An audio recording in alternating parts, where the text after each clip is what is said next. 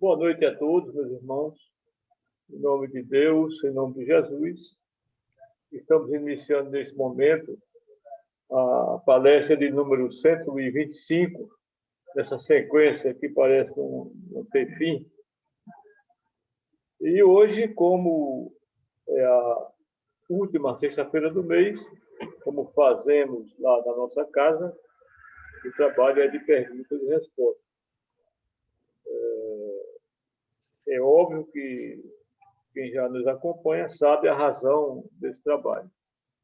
É exatamente o manancial de dúvidas que a doutrina espírita leva àquele que se encontra com ela. E são muitas dúvidas sobre muitos assuntos que as pessoas não encontram de maneira rápida assim as respostas que venham a me convencer. Então, é natural, inclusive, quem é espírita de longos anos, estudam diariamente, continua com muitas dúvidas. E o caminho é estudar. Não quer dizer que esse trabalho vá tirar todas as dúvidas, apenas algumas dúvidas, e incentivar aquele que queira realmente aprender, estudar. Não é colar e copiar, é estudar, queimar as pestanas. Porque é uma necessidade que a gente saiba a respeito da nossa doutrina, porque a nossa doutrina trata primordialmente da nossa vida, que é o lado principal, que é a vida espiritual, onde nós, a maioria, vivemos na ignorância quase que total. Então, nós vamos, nessa noite, viajar nas 18 perguntas que estão aqui previamente já elaboradas, para que a gente possa aprender um pouco mais. Para iniciar, nós vamos pedir ao companheiro Fernando Veloso a prece de abertura dos nossos trabalhos. Boa noite, amigos. Mais uma vez, participando com muita alegria deste trabalho. Vamos orar. Jesus, amado Mestre, aqui estamos mais uma vez na intenção da divulgação da tua doutrina de amor e de misericórdia, doutrina que nos traz as informações necessárias a bem conduzirmos a nossa vida. Somos gratos por essa oportunidade e esperamos que outras iguais a essa nos sejam dadas, para que, através desta palavra, possamos esclarecer, orientar, mostrar caminhos, que é esse o objetivo maior da nossa doutrina. Por tudo isso, te somos gratos. Que assim seja. Em nome de Deus, pedimos permissão para iniciar o nosso trabalho. Bom, como já disse, são 18 perguntas e somos 5. Eu, Douglas, Fernando Guimarães, Fernando Veloso, Luiz Guimarães e Paulo. E temos, sem aquele rigor britânico, 5 minutos para cada resposta. Claro que quem puder responder com 4 ou 3 pode fazer. Quem tiver que exceder, não tenha o menor receio. Então, vamos iniciar com a pergunta 1, que nós vamos responder. A pessoa perguntou, primeiro afirmou, Leon Denis diz, o espírito só pode se comunicar por meio humano, no meio humano, através dos médiuns. Por que, então, os obsessores violam essa regra e interferem diretamente nas pessoas que não são médiuns? Bom, em primeiro lugar, a pessoa está dizendo o seguinte, que, segundo Leon Denis, os espíritos agem no meio humano através dos médiuns. Pergunta por que as obsessores quebram essa regra? Bom, na realidade, os espíritos interferem na nossa vida, independente do que a gente esteja fazendo, do que a gente queira. Eles têm a liberdade de está no meio de nós, até porque no grau que nós nos encontramos, o nosso tesouro é aqui, então quando passamos para o outro lado, ficamos aqui, em grande maioria. Poucos são aqueles que têm a capacidade de se desligar rapidamente e ficar na parte espiritual, fazendo o que deve ser feito. Então, nesse quadro aparecem os obsessores. Então, veja bem, o obsessor ele não quebra regra nenhuma. O que acontece é o seguinte, tudo se comunica, de um grau maior ou menor. A comunicação através do médium é uma comunicação inteligente. Quanto mais o médium se prepara, melhor ele é o instrumento. Agora, os obsessores, eles não se comunicam. Eles interferem, eles importunam, eles nos dão alguns sinais, ideias, ou boas ideias, ou boas não, normalmente ideias ruins, enfim, eles interferem na nossa vida mais do que a gente imagina. Entretanto, isso não é comunicação. Eles simplesmente estão no meio de nós e como nós todos nos ligamos de uma maneira ou de outra, mais ou menos, uns que têm maior sensibilidade percebem muito mais. Agora, uma coisa é certa, onde houver obsessão, tem alguma coisa do lado moral que não está bem. Então, para a questão da pergunta, os espíritos não interferem, os obsessores não interferem, eles não quebram regras. Eles estão interferindo sobre nós até quando a nossa condição permitir. Quando a gente tiver uma condição que não lhe permita que eles façam moradia, eles não vão ter essa condição. Salvo alguns casos, porque, por exemplo, muitas vezes, um pai desencarna, permanece obsidiando da família sem saber, sem querer, pela pura ignorância. Ele não está se comunicando. Ele está ali presente, a sua energia vai ser sentida por aquele que tem maior sensibilidade. Ele não está se comunicando, nem está quebrando regra. Ele está de forma errada, inoportuna no meio de nós, até que ele seja chamado, ou seja, levado, muitos deles até através das casas espíritas, para uma permanência maior na parte espiritual, que na realidade, nesse momento, é o seu lugar. Vamos agora para Douglas, pergunta 2. Boa noite a todas e a todos, por estarmos aqui novamente reunidos para as perguntas e respostas. Bom, a pergunta número 2 é a seguinte. A pessoa perguntou, né? Fluido universal, fluido cósmico e perispírito é a mesma coisa? Bom, o fluido universal ou fluido cósmico são a mesma coisa. Já perispírito é outra coisa. Então, vamos falar primeiro sobre o fluido universal ou fluido cósmico e, em seguida, eu vou falar um pouquinho sobre o que é o perispírito, ok? O fluido universal também é referido como por fluido cósmico, é a matéria elementar primitiva. André Luiz, no livro Evolução em Dois Mundos, logo no primeiro capítulo, ele nos traz que o fluido cósmico é o plasma divino, hausto do Criador ou força nervosa do Todo Sábio. Desse elemento primordial vibram e vivem constelações e sóis, mundos e seres, como peixes no oceano. O fluido cósmico, ou plasma divino, é a força em que todos vivemos nos ângulos variados da natureza, motivo pelo qual já se afirmou com toda razão que em Deus nos movemos e existimos, conforme afirmou Paulo de Tarso em Atos dos Apóstolos, no capítulo 17, versículo 28.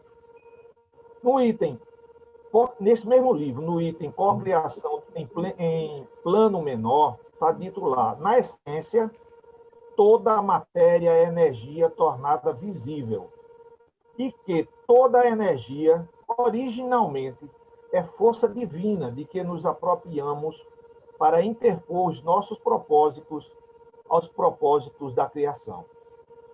No livro A Gênese, no capítulo 6, no item 10, está dito lá, a matéria cósmica primitiva é a geradora do mundo e dos seres. São inerentes as forças que presidiram as metamorfoses da matéria, as leis imutáveis e necessárias que regem o mundo. Toda a matéria existente no universo, seja visível ou invisível, tem origem no fluido cósmico ou matéria cósmica primitiva. No capítulo 14 do livro A Gênese ainda tem que o fluido cósmico universal, como um princípio elementar do universo, assume dois estados distintos. Primeiro, eterização ou imponderabilidade, que se pode considerar como o estado normal primitivo, que é comum no plano espiritual. O outro estado é de materialização ou ponderabilidade, que é, de certo modo, consecutiva ao primeiro e predomina no plano físico. No livro dos Espíritos, na questão 27A, tem a pergunta seguinte: a espiritualidade esclarece nessa questão 27A que o que chamais fluido etérico, elétrico, fluido magnético, são modificações do fluido universal, que não é propriamente falando, senão matéria mais perfeita, mais sutil e que se pode considerar independente. Bom, então vamos falar agora um pouco sobre o perispírito. Resumidamente, o perispírito é o estado intermediário entre o espírito e o corpo. Ele é de constituição semimaterial. O perispírito também é chamado de corpo astral, de aerossoma, corpo fluídico, corpo etéreo, mediador plástico. O estudioso espírita brasileiro, Hernani Guimarães de Andrade, chama o perispírito de modelo organizador biológico, que muitos abreviam, chamam de MOB. A Gênese tem que a formação e propriedade, no item formação e propriedade do perispírito, no item 7, ele afirma que o perispírito, o corpo fluídico dos espíritos, é um dos mais importantes produtos do fluido cósmico. É uma condensação desse fluido, do fluido cósmico, em torno de um foco de inteligência ou alma. O corpo carnal, o nosso corpo carnal, tem seu princípio de origem nesse mesmo fluido, condensado e transformado em matéria tangível. Também no Livro dos Espíritos, na questão 93, está dito que o espírito propriamente dito, a pergunta é, o espírito propriamente dito vive a descoberto ou, como pretendem alguns, envolvido por alguma substância? Resposta da espiritualidade.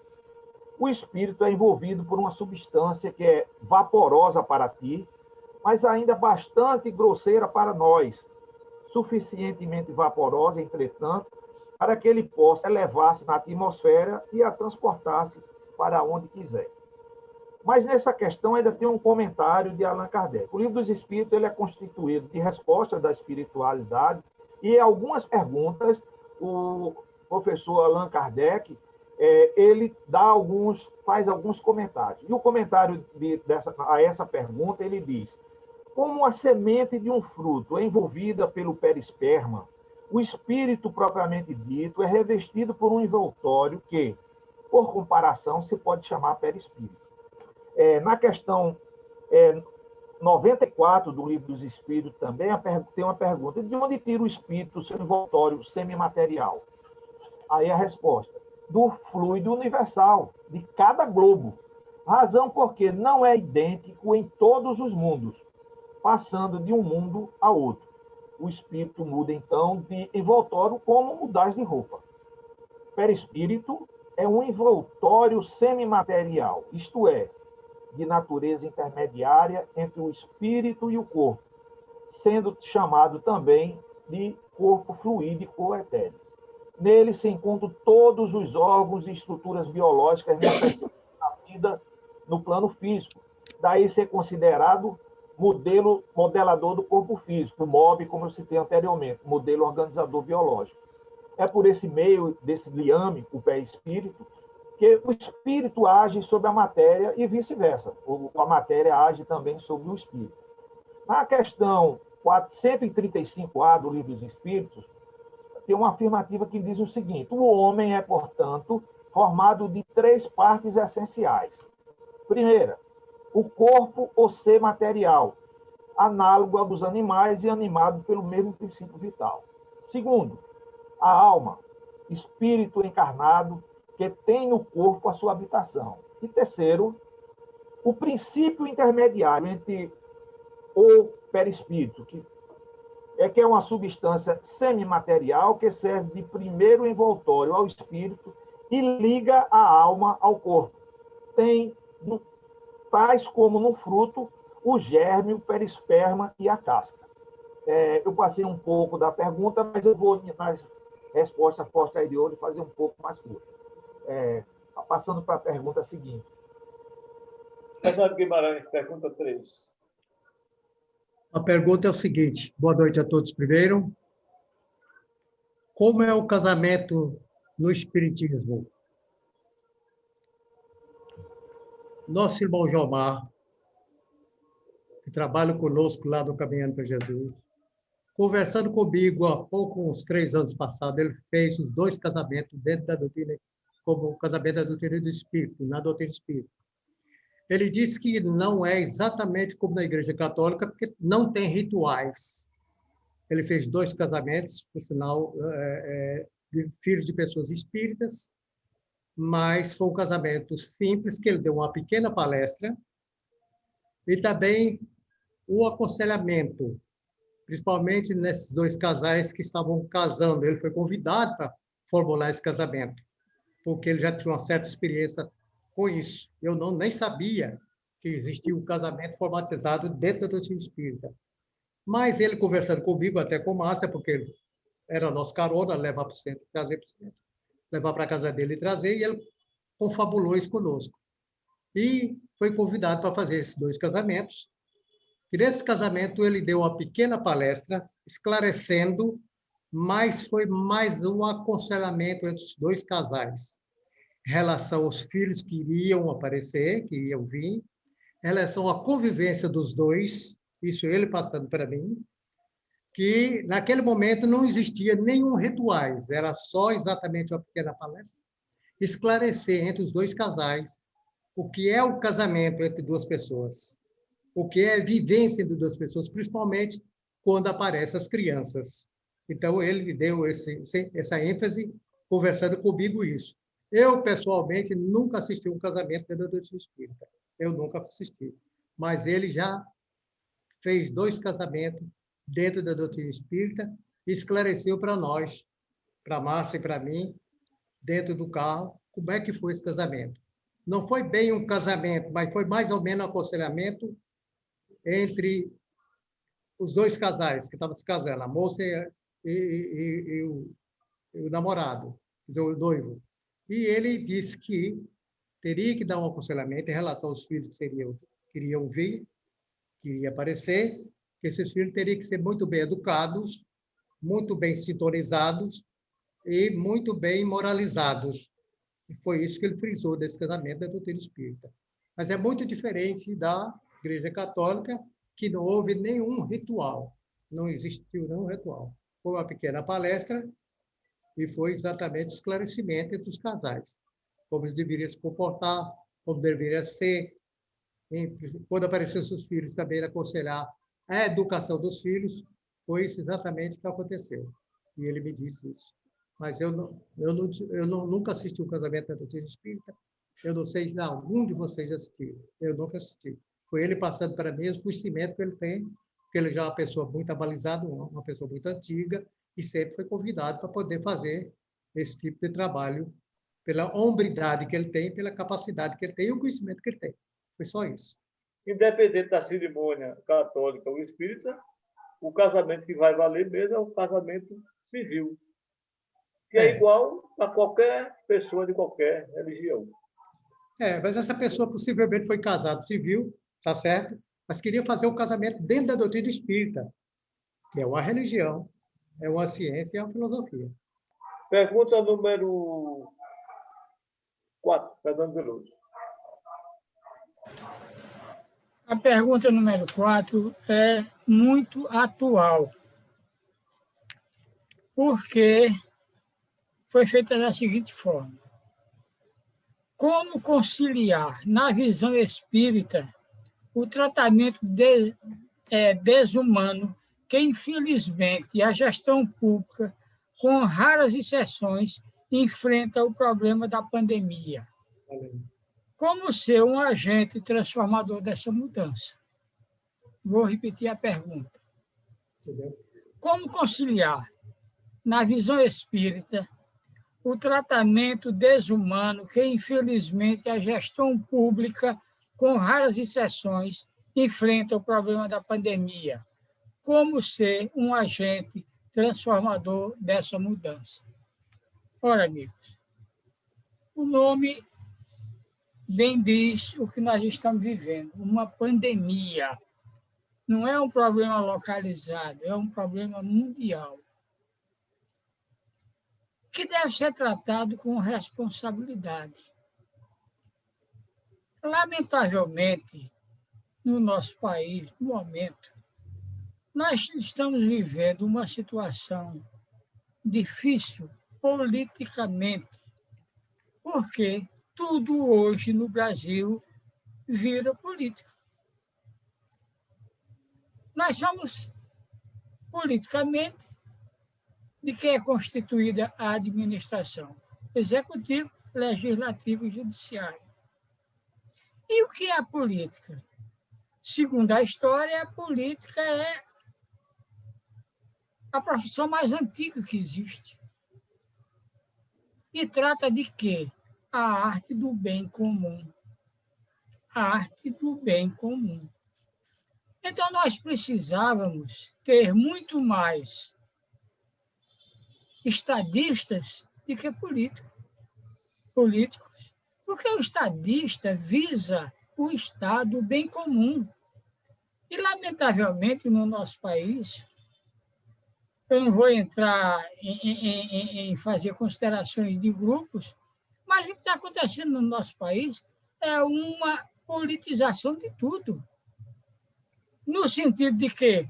Do bem comum? Não, no sentido de quê?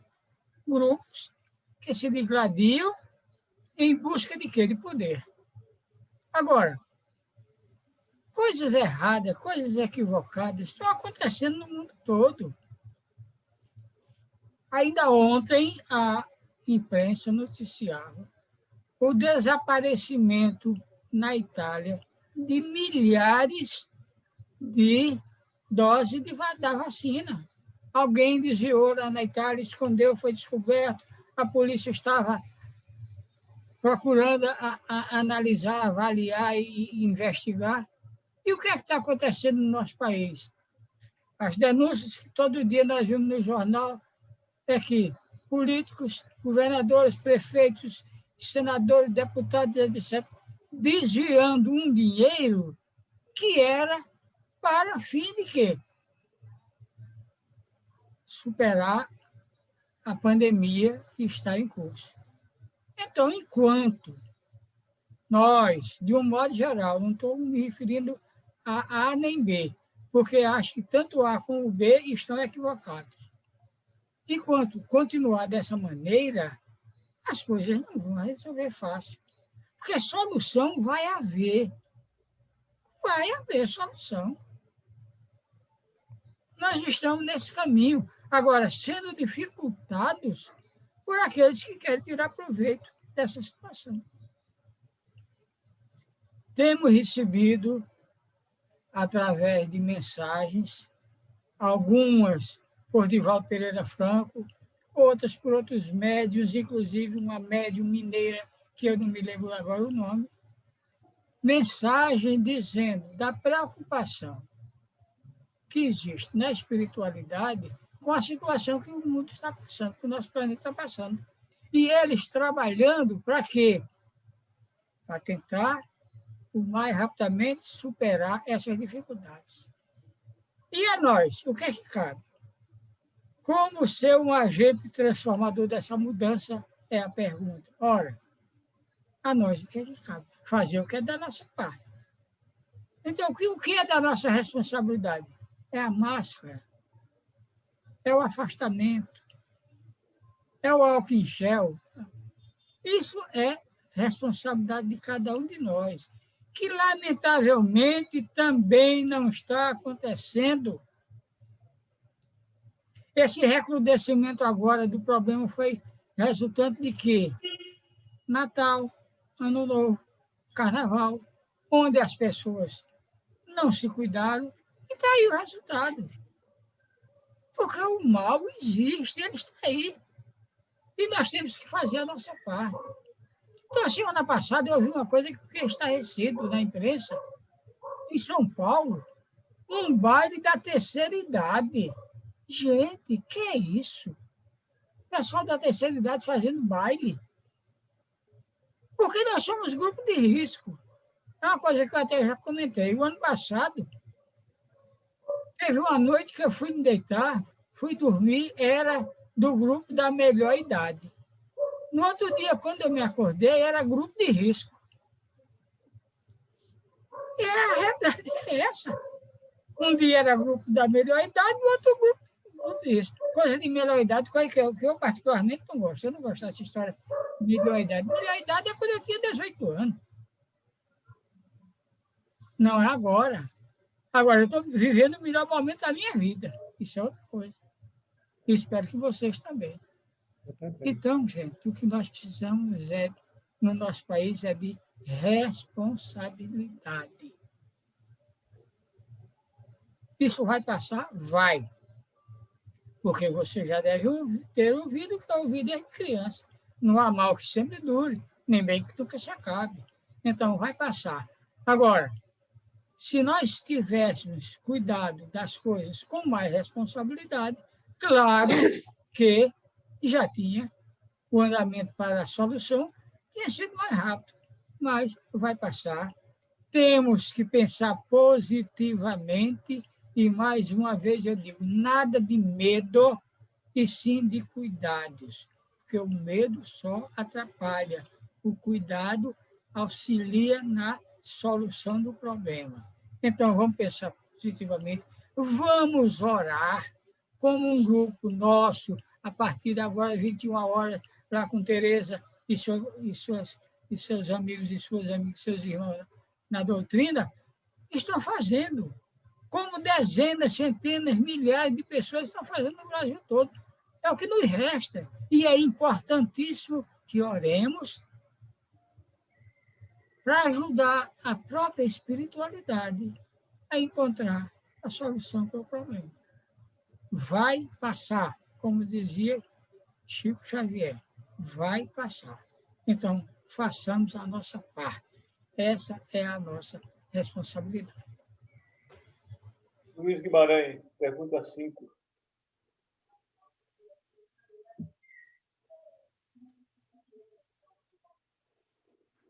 Luiz Guimarães, pergunta 5. Luiz, o microfone. Obrigado. Pergunta aqui, número 1. Não consigo entender a diferença entre letargia e catalepsia. Reportemos-nos ao Livro dos Espíritos, questão 424. Por meio de cuidados dispensados a tempo, podem reatar-se laços prestes a se desfazerem e restituir-se a vida a um ser que definitivamente morreria se não fosse socorrido? A resposta: sem dúvida, e todos os dias tendes a prova disso. O magnetismo, em tais casos, constitui muitas vezes poderoso meio de ação, porque restitui ao corpo o fluido vital que lhe falta para manter o funcionamento dos órgãos. E aqui vamos falar sobre letargia e catalepsia. Esses dois acontecimentos, essas duas enfermidades, derivam do mesmo princípio, que é a perda temporária da sensibilidade e do movimento. Só que há um diferencial entre um e outro.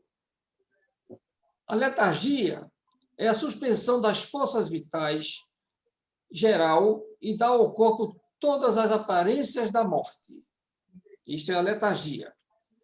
Já na catalepsia, fica localizada, podendo atingir uma parte mais ou menos extensa do corpo, a permitir que a inteligência se manifeste livremente, o que o torna inconfundível com a morte. A letargia é sempre natural. A catalepsia é, por vezes, magnética. Aqui nós temos um comentário do espírito Miramês. O magnetismo pode muito em diversos casos. Ele tem o poder de fazer circular a força vital em corpos já desfalecidos por carência de tal energia. É nesse sentido que recomendamos o passe bem orientado, a água fluidificada, a leitura nobre e edificante e as conversações também, para que haja um clima onde essa ação magnética possa se processar de forma efetiva. Jesus, o mestre dos mestres, conhecedor de todos os segredos da vida humana, dava apenas uma ordem ao moribundo e restabelecia todas as funções dos seus órgãos em decadência. Assim fazia com os cegos, leprosos e mesmo com os tidos como mortos. Era a força poderosa da sua mente carregada de magnetismo divino. A estatura moral de Jesus, o seu conhecimento das leis naturais, favorecia com que ele operasse os chamados milagres, que nada mais é do que ter conhecimento das forças naturais e utilizá-los. Aqui nós temos 3 observações que a história nos conta. No Novo Testamento, em Lucas, capítulo 7, versículo 11 a 17, o filho da viúva de Naim foi curado desta forma. Em Mateus, capítulo 9, versículo 23 a 26, a filha de Jairo. Em João, capítulo 11, versículo 1 a 46, o caso mais conhecido da ressurreição de Lázaro. Tudo isso não poderia fugir da lei natural. Jesus disse, eu vim cumprir a lei. Ele não ia modificar o que Deus, o Criador principal, celestial, fez. Então, ele não veio descumprir a lei.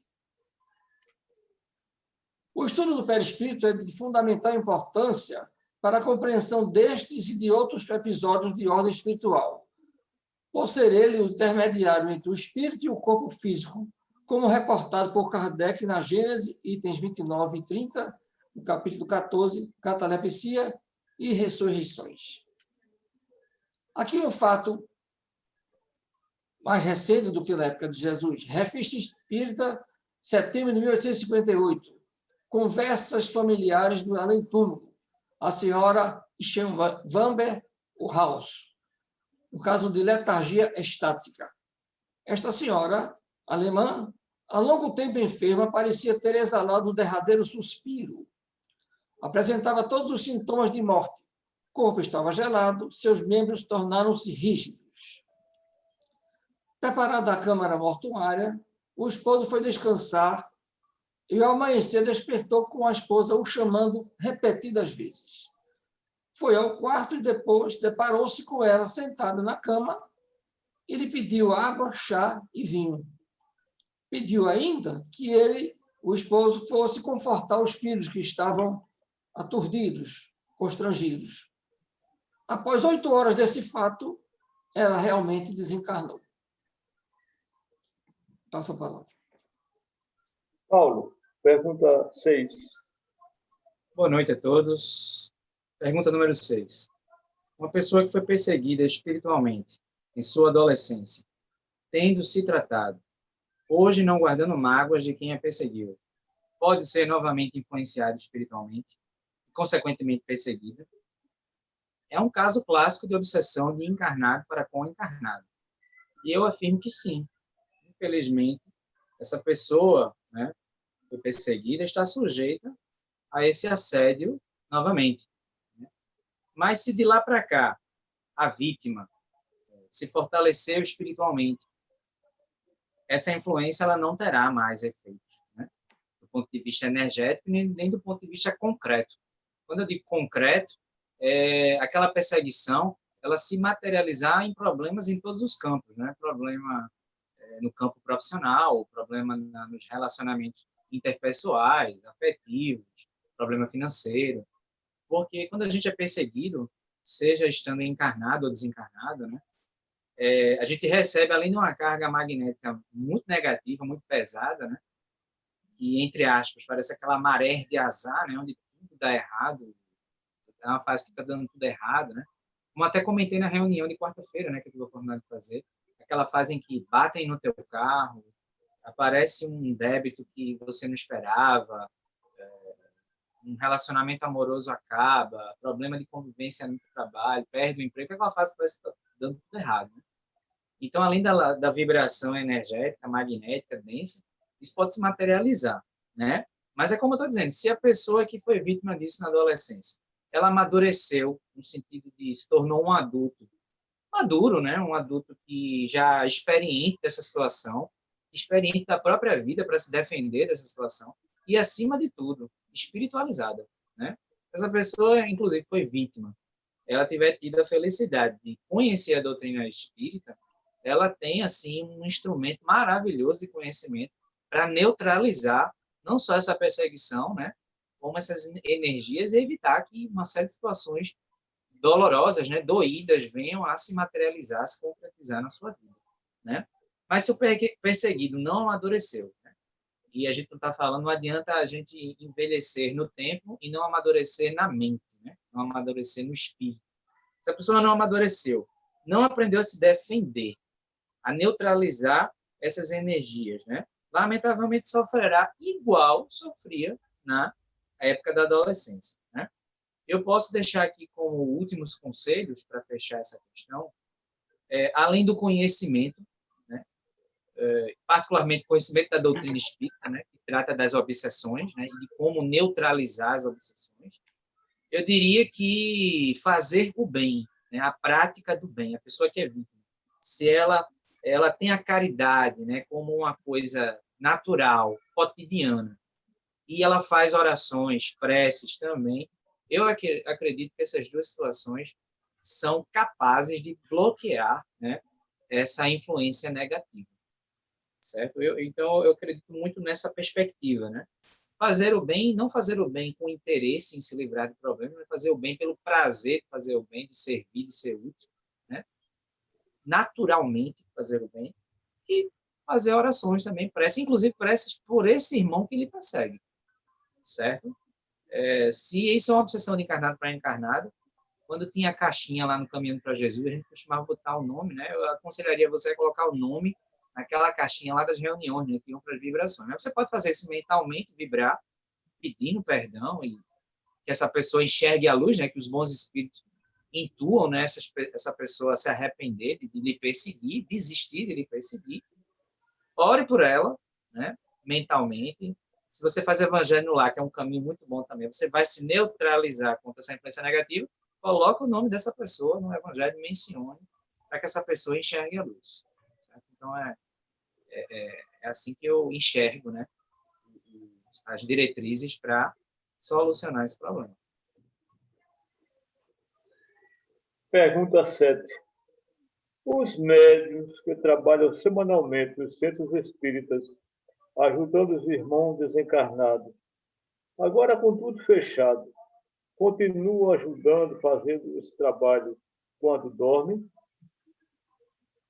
Olha, é uma realidade que o trabalho de uma casa espírita não para, independente da gente estar lá ou não. Porque se a gente for olhar bem, tomando, por exemplo, a nossa casa, uma semana tem 168 horas.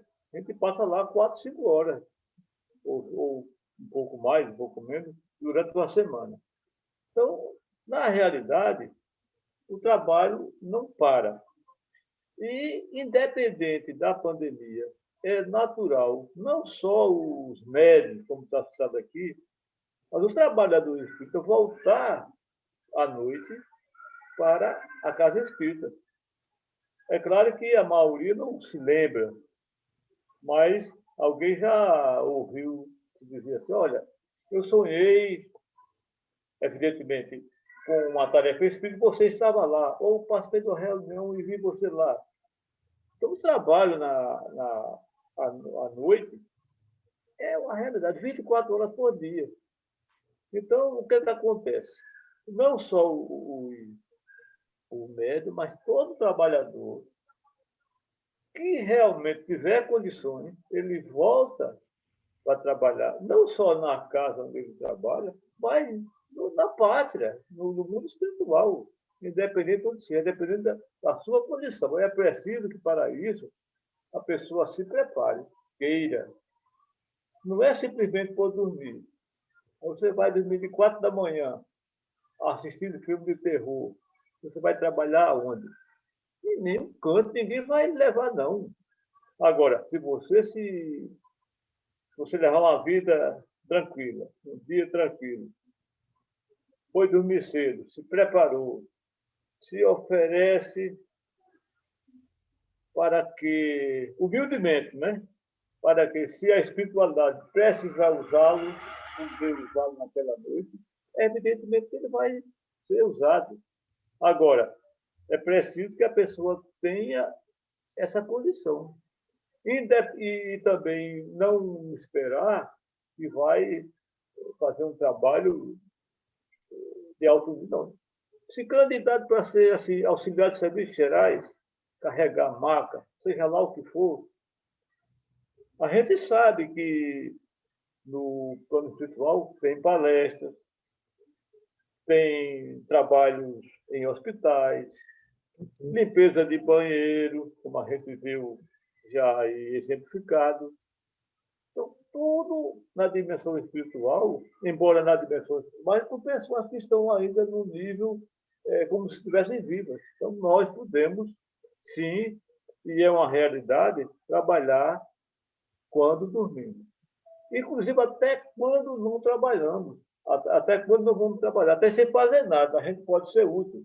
Um exemplo, se uma pessoa zela pela sua saúde, tem fluidos bons, ele pode, numa determinada noite, a espiritualidade precisando, vai naquela residência, retira daquela pessoa fluidos necessários para acudir fulano que está precisando naquele momento.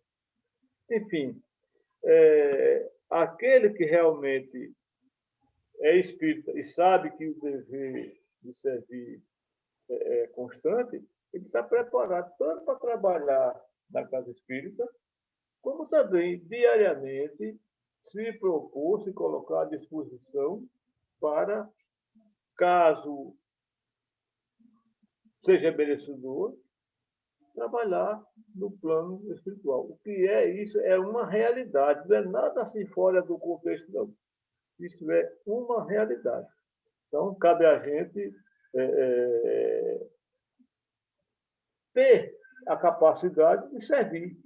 Até porque, inclusive, acontece nas próprias casas espíritas. Há aqueles que pensam que estão trabalhando, mas, na realidade, muitas vezes são isolados. Não é afastado de fato por questão de caridade, mas estão isolados daquela atividade. Por quê? Porque não tem as energias necessárias, não está em sintonia com o trabalho. Ele pensa que está trabalhando. E outros, não mais humildes, pensam que pouco contribui e, no entanto, muito contribui. Aí está o exemplo. Muitas vezes a pessoa está em casa dormindo, mas tem um potencial de fluido tão bom que pode, toda noite, ajudar muitos irmãos. Então, que tenhamos cuidado ao dormir para que possamos servir. Vamos para a pergunta 8, Douglas.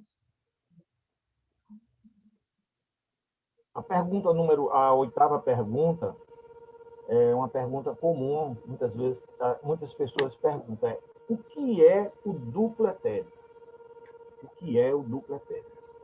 Bom, André Luiz, o espírito André Luiz, compreende o perispírito como sendo o psicossoma, ou corpo espiritual, e afirma que o corpo mental é o envoltório sutil da mente, e o duplo etérico seria a duplicata energética que reveste o corpo físico do homem. Sua função primordial é servir de ligação entre o perispírito e o corpo carnal, funcionando como um filtro de energias que chegam e saem do físico, protegendo o ser de cargas negativas que podem gerar desequilíbrios e até doenças.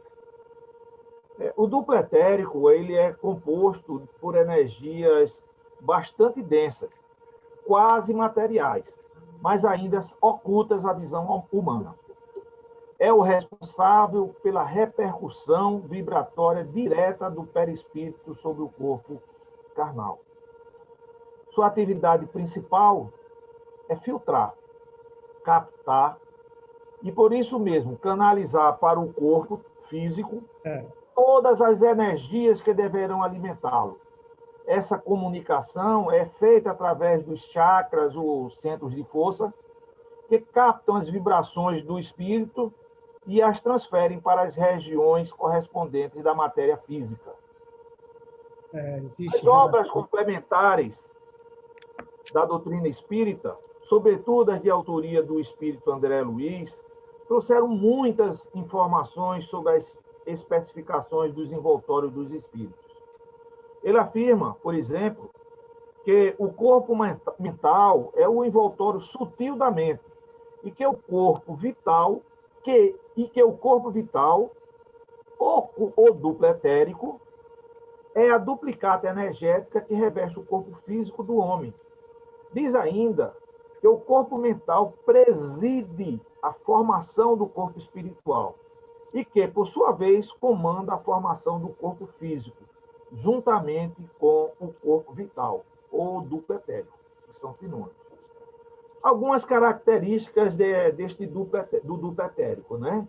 O duplo etérico é permanentemente acoplado ao corpo físico, sendo responsável por sua vitalização. Portanto, morrendo o corpo físico, imediatamente morrerá o correspondente corpo etérico. Morrerá o corpo etérico, não o perispírito. É constituído por éter físico emanado do próprio planeta Terra e funciona com êxito tanto no limiar do plano espiritual como do plano físico. Sua textura ela varia conforme o tipo biológico do ser humano, né? Ou seja, será mais sutil e delicado nos seres superiores e será mais denso nas criaturas mais primitivas. Essa aqui é um resumo do que é o duplo etérico. Ele é essa ligação entre o perispírito e o nosso corpo. E o duplo etérico ele está ligado diretamente ao nosso corpo, sendo, portanto, esse elo de ligação e onde ocorre toda a migração das energias do corpo para o perispírito e do perispírito para o corpo. Vou passar para a próxima pergunta. Fernando Guimarães, pergunta 9. Existe alguma relação entre o alcoolismo e obsessão, reencarnação? Qual seria? Olha, todos nós que viciamos aqui na Terra, morreu o corpo físico, mas não morre o vício. O vício nos acompanha, porque o vício é do espírito, não é do corpo físico. Quando a gente chega na parte espiritual, seja qual o caminho que for direcionado, com certeza absoluta, nós vamos ter problemas sérios contra isso. Porque se nós levamos o vício daqui da Terra, do espírito, a gente vai procurar aonde a gente vai manter esse vício. né? Procurar sair da onde a gente está para ir para qualquer lugar onde a gente vai se encontrar com aqueles nossos irmãos viciados, quanto nós somos. Geralmente, a gente procura os barzinhos da noite. Por sinal, André Luiz, no seu livro, Me Parece que o Nosso Lar, saiu ele um grupo de enfermeiros e de médicos para fazer a pesquisa do Rio de Janeiro. Quando chegou do Rio de Janeiro, ele entrou num bar à noite, de altas horas da noite, de madrugada, e verificou que naquele bar, quem estava ali enchendo, como dizer, a cara de cachaça, de cana, bebendo à vontade, junto deles estava exatamente o obsessor, sugando as energias, vampirizando aquela criatura. Mesmo que aquela criatura tenha vontade de deixar do vício, os obsessores não deixam e acaba levando a eles ao desencarne. É isso que acontece. Na minha família, por exemplo, lá em Minas Gerais, eu gosto muito de falar da minha família porque eu não gosto de esconder. Desencarnou 9 pessoas antes de 50 anos com o problema do vício do álcool. E não houve nada que a gente fizesse para que eles deixassem isso, porque era um vício intenso do álcool e etc, etc. Imagine como é difícil uma pessoa, não é só pelo álcool, pode ser qualquer droga que você entre nesse vício, é muito difícil de você, se não tiver um socorro espiritual, se você não for fazer um tratamento, né, conscientizar, melhorar antes que você desencarne daquilo, consequentemente, você vai ter muito problema do outro lado. Porque você não vai encontrar do outro lado, você vai encontrar aqui na Terra. Vai procurar exatamente quem fuma, quem bebe, quem está no vício das drogas, para poder ficar sugando, vampirizando aquela criatura. Isso é muito difícil, até que você não conscientizem disso, como é difícil. É por isso que, às vezes, do centro espírita, vai muita gente fazer um tratamento, né? Cuidar da obsessão, cuidar do seu corpo físico e do seu corpo espiritual. Porque se ele não cuidar, com certeza absoluta, desencarna assim, como o vício do espírito vai levar para o outro lado a mesma coisa. Consequentemente, ele está do outro lado, vai procurar como? Vai procurar quem fuma, quem bebe e para vampirizar. É por isso que André Luiz fazia essa pesquisa, junto com seus enfermeiros, com os médicos, aqui na Terra, para poder analisar como é que era feito. E ele encontrou diversas pessoas ali bebendo, altas horas da madrugada, e verdadeiro inferninho, analisando cada um. Os obsessores não chegavam, esses espíritos benéficos que estavam ali, mas eles enxergavam todo mundo que estava ali obsidiando. E verificando e anotando como é que o camarada deixa de ser influenciado pelo vício do álcool. E quando ele está assim, quando ele é influenciado pela obsessão, aí fica muito complicado para ele deixar disso, se ele não procurar uma ajuda, seja ela qual for, seja do centro espírita, seja uma ajuda médica, com certeza absoluta. Eu estou falando isso porque eu tive na minha família muita gente que desencarnou naquela época, que faz muitos anos, primos, tios, que desencarnaram assim, infelizmente. Sofreram muito, perderam o emprego, perderam família, ficou desmoralizado, porque o vício do álcool desmoraliza a pessoa. Se você não tiver muito cuidado, não ouvir conselhos, para que você procure uma instituição para fazer um tratamento, ou médico, ou espiritual, fica muito difícil da pessoa livrar de um vício desse, quando tem uma infestação espiritual por trás. Quando tem vamos dizer assim, um obsessor que já desencarnou assim, por causa do vício, ele tem que procurar para quem bebe, quem fuma, quem está nas drogas. Aonde ele vai procurar? Aonde ele tem sintonia, aonde ele tem afinidade. É ali que ele vai procurar. Então, fica muito complicado se essa pessoa não fizer um tratamento muito sério, contundente. Porque conselho é muito difícil você dar um conselho. Olha, fulano, para de beber. Você pode até aconselhar, mas você não consegue devolver uma pessoa que já está dentro do vício para que ele possa melhorar. Ele promete, mas não consegue, porque o vício é maior do que ele próprio. É o vício do espírito. não é do corpo físico. Então, você desencarna, vai para o outro lado nessa situação, e aí? Você vai procurar onde? Vai procurar exatamente voltar para a Terra, ficar perto de quem é viciado e procurar sugar essas energias das pessoas e vampirizar essas pessoas para manter o seu vício, mesmo depois de desencarnado.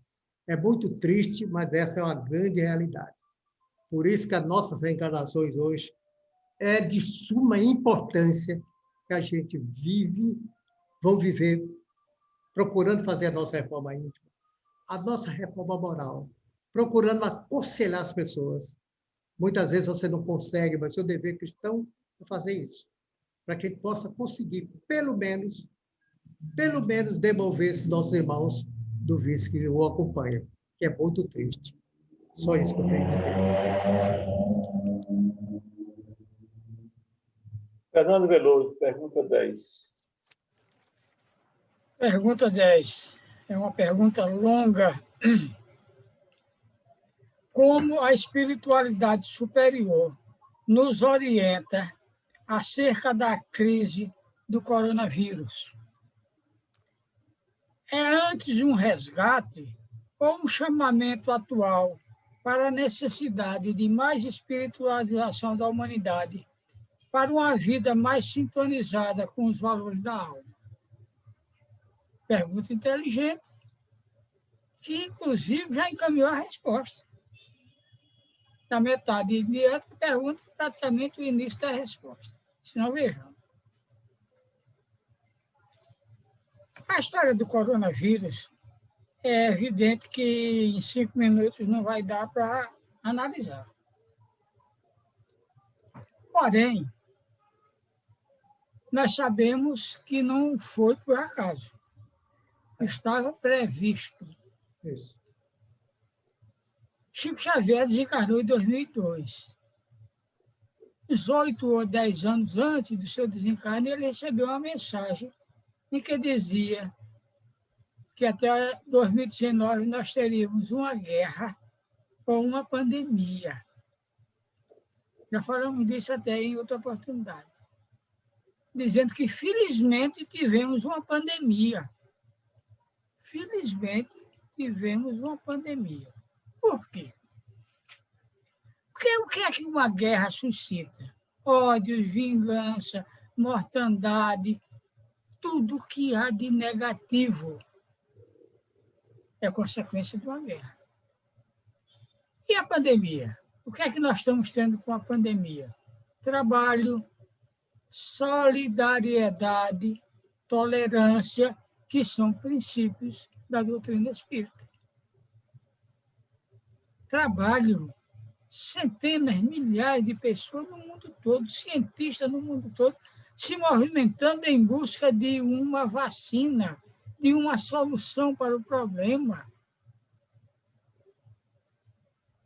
E muitos achando que não é possível, porque não, mas a vacina é 10 anos para ficar pronta. Isso era. Gente, existe uma lei natural chamada de lei do progresso. Os tempos são outros. A tecnologia é outra. A velocidade que as coisas acontecem é outra. Então, aí estão as vacinas. No sentido de quê? De superar os problemas. Agora, existe a causa. A vacina já é a busca da solução. Mas nós temos que analisar a causa. Por que isso? E aí nós vamos ao Livro dos Espíritos, nas leis naturais, nas leis de Deus. E encontramos 2 leis que dizem exatamente o que está acontecendo. Uma é a lei da destruição e a outra é a lei do progresso. Então, me permitam ler um pouco aqui onde fala da lei da destruição, que diz o seguinte, fala em flagelos destruidores. O que é que nós estamos vivendo? Não é um flagelo destruidor? Esse livro foi publicado em 1857, século XIX, mas já falar do assunto, já falar do problema. Como Leon Denis, num livro de 1897, também fala do problema. Mas vamos ver aqui na lei da destruição. Flagelos destruidores. Pergunta 737. Com que fim fere Deus a humanidade por meio de flagelos destruidores? Com que fim fere Deus a humanidade por meio de flagelos destruidores? Responde o Espírito Verdade. Para fazê-la progredir mais depressa. Gente, nós estamos dentro de uma transição planetária. Há quanto tempo se fala disso? Uma transição que começou 100 anos antes da publicação do Livro dos Espíritos. 1757, com previsão de 300 anos, ou seja, até 2057. Não é que aí acaba, não. Termina uma fase e outras da sequência, já em outra situação, em outras condições, para fazê-la progredir mais depressa. Já não dissemos se a destruição uma necessidade para a regeneração moral dos espíritos que, em cada nova existência, sobe um grau na escala do aperfeiçoamento? Quantas vezes isso já foi discutido?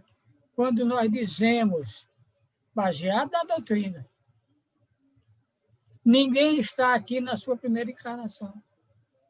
Todos nós somos reencarnados. E afirmamos com base na doutrina que todos nós estamos vivendo a nossa melhor encarnação. E alguns dizem, mas se a minha melhor está assim, avalie as anteriores. Certamente foram os piores. E por que nós dizemos isso? Porque todos nós chegamos aqui com uma bagagem de experiências anteriores. E porque o espírito não regride. Você pode até dar um passo para frente e um para trás, fica onde está. Mas regredir não regride. Então, essa encarnação é a melhor de todas. E é necessário que coisas dessa natureza, vou repetir a resposta, já não dissemos se a destruição uma necessidade para a regeneração moral dos espíritos, que em cada nova existência sobe um grau na escala do aperfeiçoamento, e é para isso que nós estamos aqui.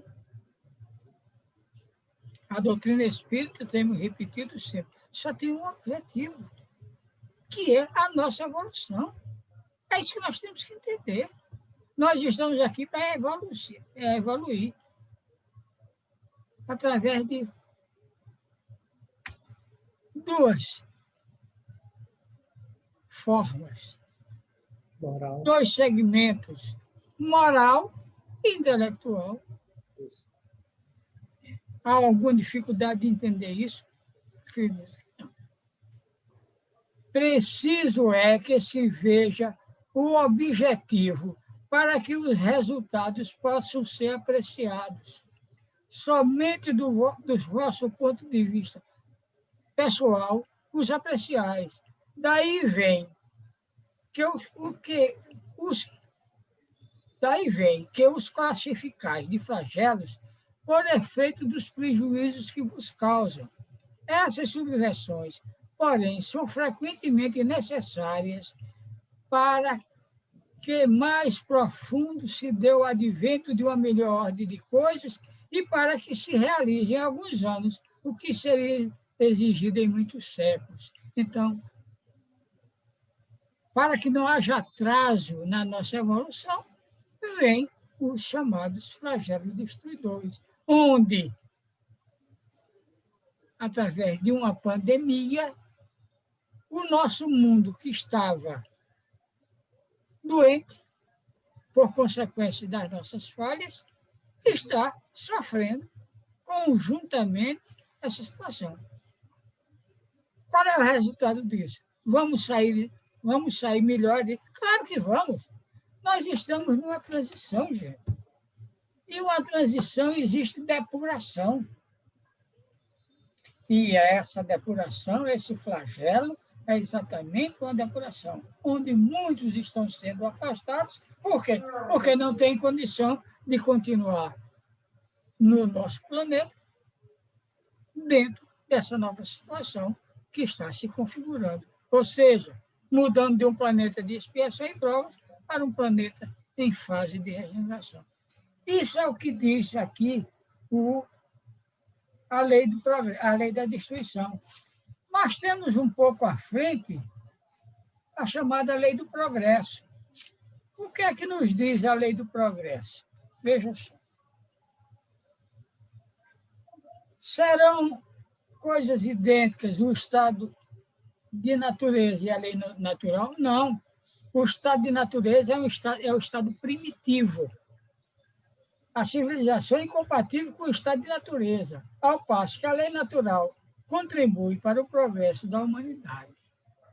Então, preciso que haja leis que contribuam para o progresso da humanidade. E ele fala aqui na marcha do progresso. A força para progredir áurea o homem em si mesmo, ou o progresso é apenas fruto do ensinamento? Responde o Espírito Verdade. O homem se desenvolve por si mesmo, naturalmente. E por que é que nós nos desenvolvemos por nós mesmos naturalmente? Porque nós somos seres inteligentes. O único ser inteligente da criação. Espíritos, que é o que efetivamente somos. Temos capacidade de tomar decisões. Então, na medida em que tomamos decisões erradas, é o que vem acontecendo, isso não é nada pessoal, é no mundo todo, dá como consequência o flagelo. Que é castigo de Deus? Não. Consequência dos nossos erros. O progresso moral acompanha sempre o progresso intelectual, decorre deste, mas nem sempre o segue imediatamente. Então, nós precisamos entender que nós temos que caminhar paralelamente com o progresso intelectual e com o progresso moral, para que não venhamos no futuro ser vítimas de outras pandemias, de outros flagelos. E não seremos na medida em que vamos aprimorando a nossa condição. Por isso que eu gosto sempre de lembrar da necessidade da pergunta 100 do Livro dos Espíritos, que fala de quê? Classe e ordem dos espíritos. Então, na medida que nós avançamos, nós vamos superando as dificuldades e, consequentemente, evitando que, por consequência, outros flagelos venham a acontecer. Segue sempre, pergunta 783, segue sempre a marcha progressiva e lenta, o aperfeiçoamento da humanidade? Segue sempre marcha progressiva e lenta, o aperfeiçoamento da humanidade? Responde o Espírito Verdade. Há o progresso regular e lento que resulta da força das coisas. Quando, porém, um povo não progride, veja só, quando, porém, um povo não progride tão depressa como deveras, Deus o sujeita, de tempos a tempos, a um abalo físico ou moral que o transforma. Então, amigos, isso é o que está acontecendo. Resultado da nossa incúria, da nossa imprevidência, da nossa maneira equivocada de viver. Então, vem. É punição? Não. É consequência. É depuração e não punição. O que é que nos cabe? A tão famosa, tão falada, tão discutida reforma íntima. Então, na medida em que cada um vai resolvendo ou procurando resolver os seus problemas, as coisas vão se modificando. Há umas frases de efeito que eu gosto de repetir, que, por ser de efeito, não são menos verdadeiras, como aquela que diz: se cada um varrer à frente da sua casa, a cidade fica limpa. Isso é uma frase de efeito, evidentemente, mas que não deixa de ser verdadeira. Na medida em que cada um faça o que é da sua responsabilidade fazer, os flagelos vão desaparecer. Agora, como eu disse, 5 minutos, 6 ou 8, não são suficientes para discutir um assunto tão importante. Daí a sugestão, sugiro a todos, Livro dos Espíritos, Lei do Progresso e Lei da Destruição. E aí, certamente, vão encontrar resposta para as perguntas que, no momento, nos assediam. Muita paz. Luiz Guimarães, pergunta 11. A pergunta é: o que a doutrina diz sobre a fertilização in vitro? Livro dos Espíritos, questão 19. Não pode o homem, pelas investigações científicas, penetrar alguns dos segredos da natureza? A resposta nos diz: a ciência lhe foi dada para seu adiantamento em todas as coisas. Ele, porém, não pode ultrapassar os limites que Deus estabeleceu. Se o homem conseguiu essa proeza, é porque não ultrapassou os limites de Deus. Houve permissão do alto. Esse é o primeiro ponto. Ainda no Livro dos Espíritos, questão 334. Há predestinação na união da alma com tal ou tal corpo? Ou só a última hora é feita a escolha do corpo que ela tomará? A resposta diz: o espírito é sempre de antemão designado. Tendo escolhido a prova a que queira submeter-se, pede para encarnar. Ora, Deus, que tudo sabe e vê, já antecipadamente sabia e vira que tal espírito se uniria a tal corpo.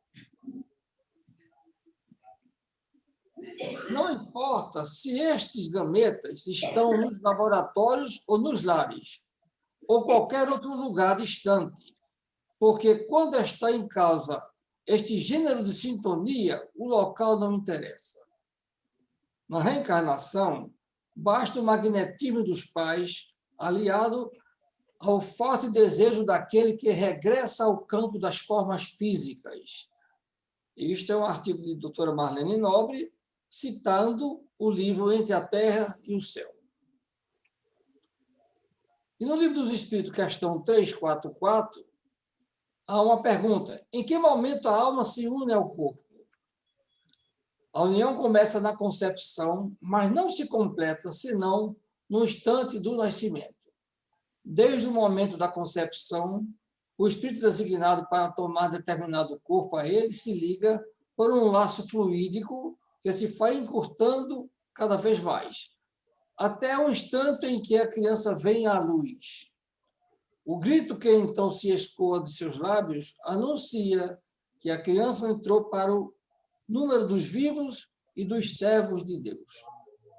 É o primeiro grito, é o primeiro ato político do ser humano, é o choro ao nascer. Ou aquece, ou agasalha, ou acolhe, ou ele não para de chorar. Agora aqui teremos os benefícios. Trazer felicidade para os casais que anseiam ter um filho. Oportunizar novas reencarnações, onde os espíritos darão curso ao progresso necessário a cada um deles. Colaborar com a divindade na qualidade de co-criadores. A gravidez por substituição e não gravidez de aluguel. Porque o Conselho Federal de Medicina fez uma resolução e, como aluguel pressupõe pagamento, não se concebe se ceder um útero para se cobrar algo. Então, o termo é gravidez por substituição. Quando uma mulher aceita essa missão, está realizando a caridade para os espíritos reencarnantes.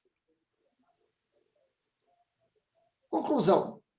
O Espiritismo vê esse processo como uma dádiva divina, onde o ser humano, valendo-se dos conhecimentos da ciência, empenha-se para o progresso da humanidade. Deixa eu falar. Paulo, pergunta 12. Pergunta 12. Essa pergunta é praticamente uma afirmação, né? Depois ele pede aqui para a gente fazer uma análise. Acredito que a espiritualidade do bem trabalha para o bem de todos. Não importa se o espírito comunicante é um preto velho ou um doutor. O que vocês podem explicar sobre esse assunto? Eu concordo, né? Correto. Não importa se a entidade espiritual é um preto velho, um médico, engenheiro, pedagogo, filósofo, gari. O importante é se a mensagem dela é voltada para o bem, para a caridade, e se traz algum ensinamento intelectual também, alguma instrução intelectual para a humanidade. Então, pouco importa, né? Eu acredito que a pessoa, posso estar equivocado, né? Mas a pessoa, quando sugere essa pergunta, não sei se ela encontrou resistência, né?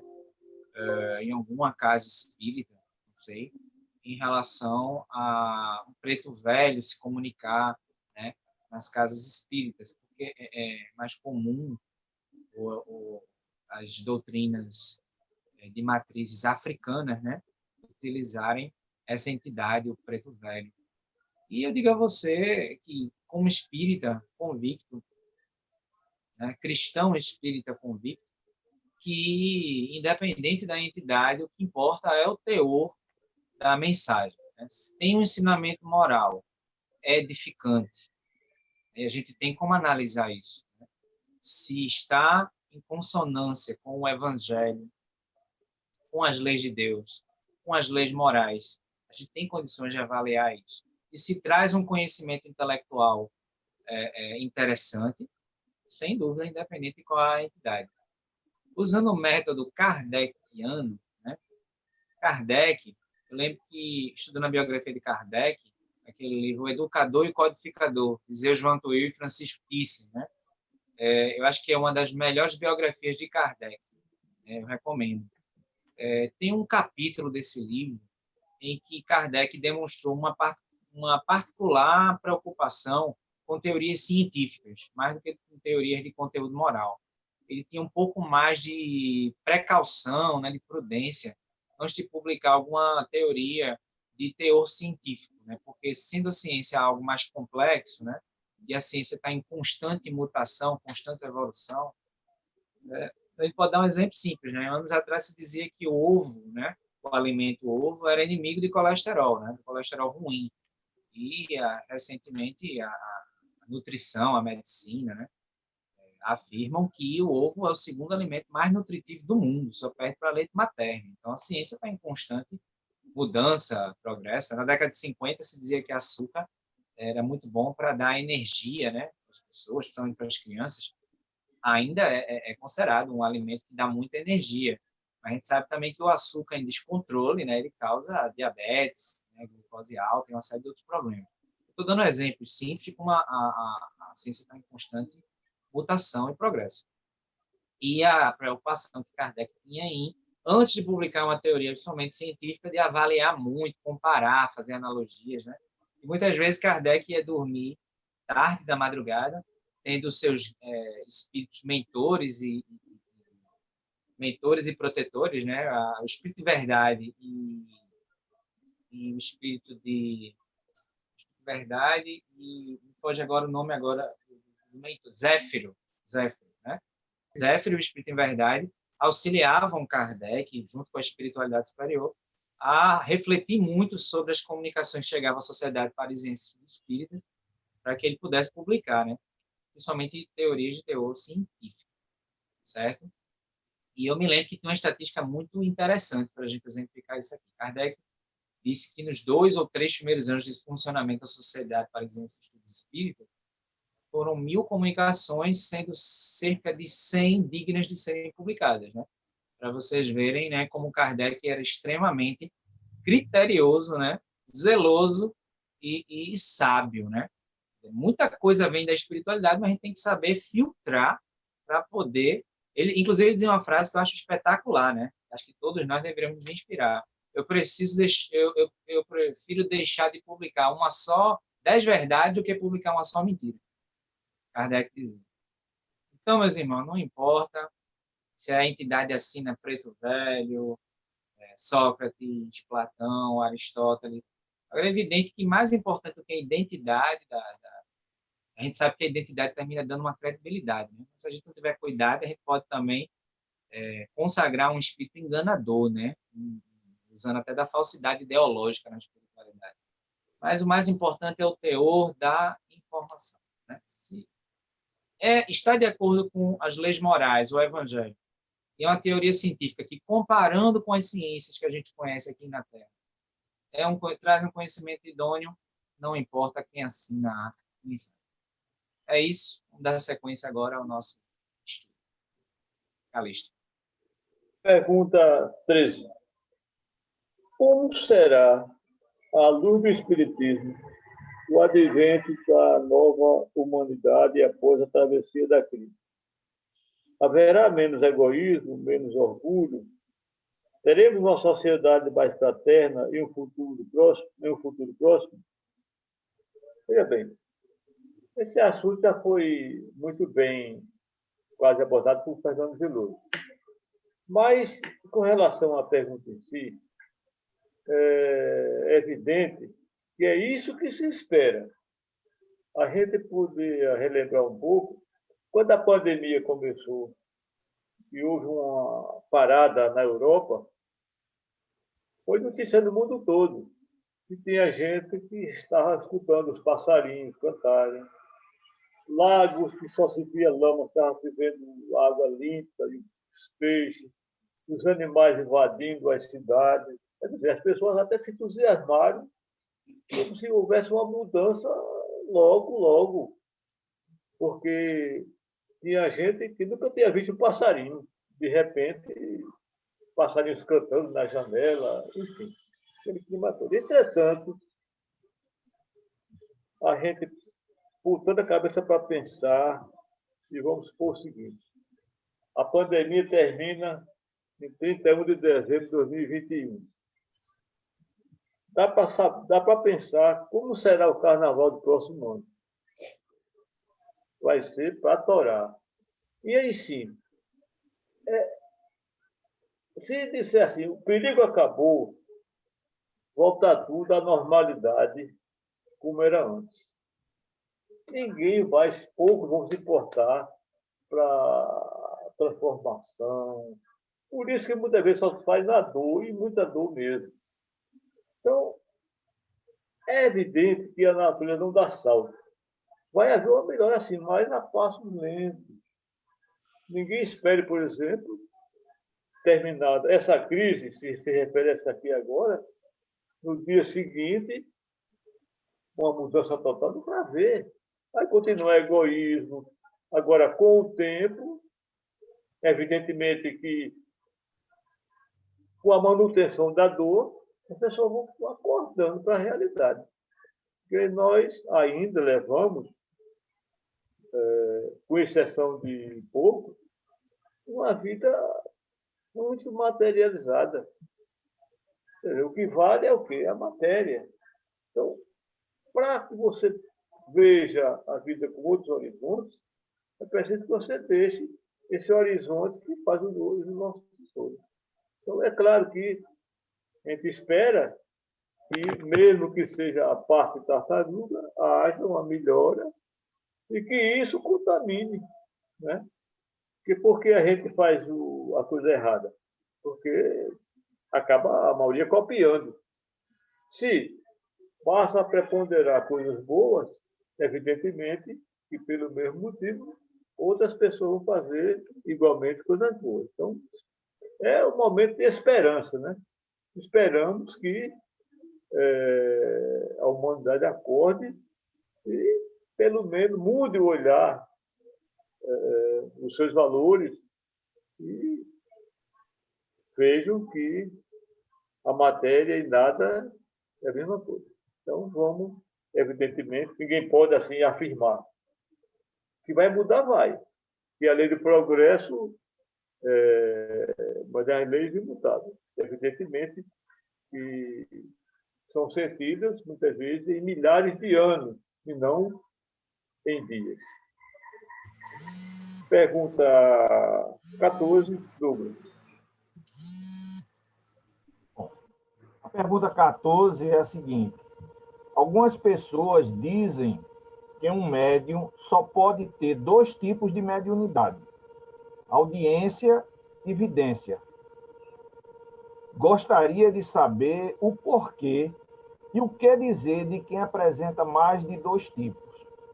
Bom, É uma afirmativa equivocada, essa de que um médium só pode ter dois tipos de mediunidade, audiência e evidência. Por sinal, audiência e evidência não são os tipos de mediunidade mais comuns. Um médium tem, no mínimo, um tipo de mediunidade, mas geralmente ele possui dois ou mais tipos de mediunidade. Como exemplo, citamos o médium Chico Xavier, que todos nós espíritas conhecemos, que possuía a mediunidade de audiência, de vidência, de psicofonia, tipo de mediunidade que Chico ficou mais conhecido, mas ele também possuía mediunidade de pressentimento, mediunidade profética e outros tipos também.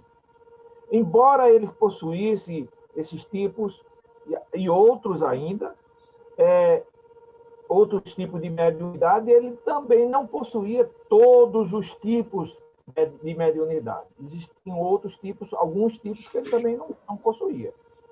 Resumindo a resposta, é normal que é de se esperar que um médium tenha mais de um tipo de mediunidade.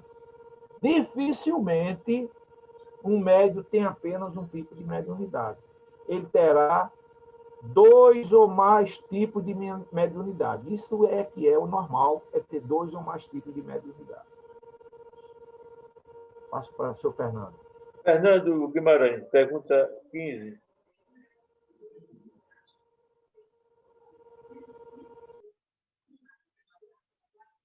Fernando Guimarães, pergunta 15. Fernando, aperta o microfone, por favor. Ascensor. Som. Aperta o microfone. Pronto. Os espíritos progridem na reticidade. Veja só, a escola nossa do espírito encarnado é na Terra. É aqui que a gente tem que fazer a nossa caminhada, fazer a nossa reforma íntima, fazer a nossa reforma oral. Sobretudo, procurar progredir, o que já foi dito aí por Veloso, já foi dito por outras pessoas aí. E a nossa caminhada aqui na Terra é procurar aprender e colocar em prática todo o aprendizado, seja intelectual, seja moral. Na minha opinião pessoal, eu acho que a moral é muito mais importante do que a intelectual, sendo que a intelectual também é importante, mas a moral é muito mais elevada, muito mais sublime, porque é isso que vai nos levar para outro lado, com a capacidade melhor, aproveitar a reencarnação, para que possa fazer a nossa caminhada, procurando progredir, procurando melhorar, procurando respeitar, procurando agradecer a Deus pela nossa atual reencarnação, que Veloso falou aí. A melhor reencarnação é essa que nós temos conhecimento. Porque nós perdemos a oportunidade em outras existências e não procuramos aprender naquela existência. Com certeza, esta reencarnação agora é a melhor. É aqui que a gente tem que fazer a nossa caminhada para que possa melhorar. É claro que quando a gente desencarnar, a gente lá leva na nossa bagagem, se a gente não for preguiçoso, os elementos construtivos que a gente construiu dentro de nós mesmos, do nosso espírito. Com certeza, na espiritualidade também, a gente não vai parar. Quem para é o espírito preguiçoso, que já é preguiçoso aqui na Terra. Nós vamos progredir do outro lado, porque no outro lado tem tudo. Tem escola, tem faculdade, tem tudo que a gente quiser está na mão da gente. E no livro Nosso Lar, André Luiz fala muito sobre isso. Apesar de que ele tenha começado por baixo, porque ele cometeu alguns deslizes, passou na zona sombralina exatamente 8 anos, e depois ele foi retirado de lá, né? E foi caminhando aos poucos. Começou lavando o chão. Ele, como médico que era, teve que ser assim. Da mesma maneira, foi nós. Então, do outro lado também tem a nossa escola. Do outro lado, a gente tem que aprender, mas a Terra é a nossa escola bendita, ao qual a gente tem que conviver com os nossos semelhantes, com nossos companheiros ou companheiras, procurando respeitar o nosso próximo, que ele possa fazer e aceitar e progredir nessa caminhada. Por isso, a nossa reencarnação atual é uma das melhores. Por isso que a gente não lembramos da nossa reencarnação passada. O que é mais importante é a atual. É aqui que a gente tem que fazer a nossa caminhada, procurar progredir, procurar melhorar, e quando chegar do outro lado, a gente não vai parar. Tá bem, vamos estudar, porque o espírito não para. O que para é o corpo físico. A gente vai fazer a nossa caminhada de toda maneira, se Deus quiser. Então, nós, como espírito, temos uma responsabilidade muito grande de procurar fazer a nossa reforma íntima, a nossa reforma moral, porque seremos mais cobrados. Porque nós temos conhecimento daquele que está lá fora que não tem. Com certeza absoluta. Só isso que eu queria dizer. Bom, o nosso tempo está esgotado.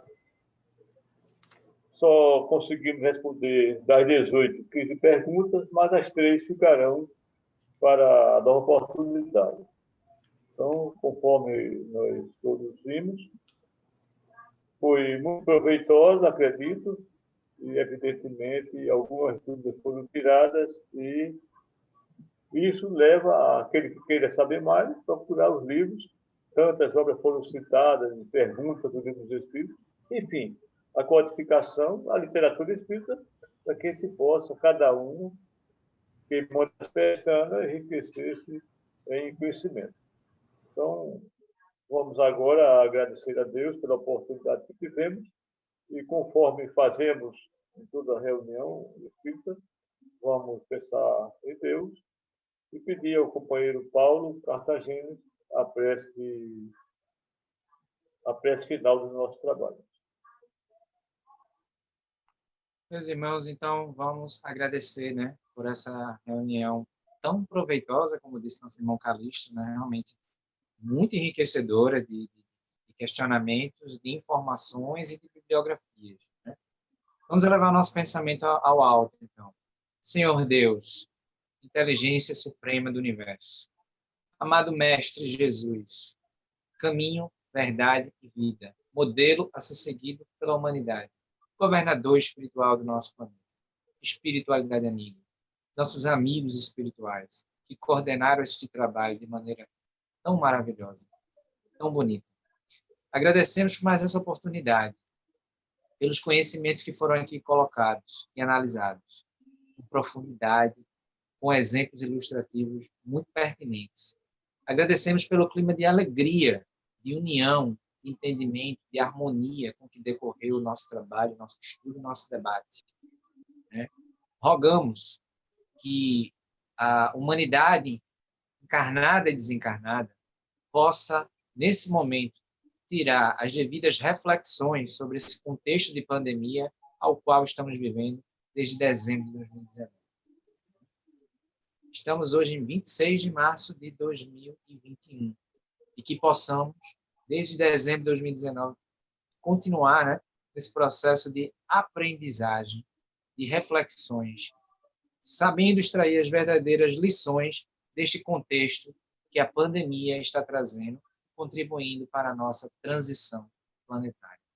Rogamos também pelos nossos irmãos mendigos, nossos irmãos que estão nos hospitais, nos asilos, nos presídios, no sertão nordestino, nos países onde há baixo poder aquisitivo, fome, miséria, frio. Nossos irmãos se encontram nas esferas espirituais mais sofridas, né? Que todos esses irmãos sejam assistidos de acordo com a necessidade e o merecimento de cada um. Que mãos amigas, caridosas, amorosas, possam aliviar também o sofrimento desse mundo. Então, só temos a agradecer, né, por esta oportunidade, como eternos pedintes que somos. Solicitamos que possamos ter inúmeras outras oportunidades como essa, de estudo, de trabalho, de aprendizagem, né? E pedimos a permissão para finalizar na sua primeira parte, né? Nesse mesmo clima de harmonia, alegria, união e entendimento. Devolvemos a palavra ao nosso irmão Calixto para que o mesmo possa finalizar na primeira parte da noite de hoje. Boa noite, muita paz para todos. E assim, em nome de Deus, pedimos permissão para encerrar o nosso trabalho. Boa noite a todos, muita paz e até outra oportunidade.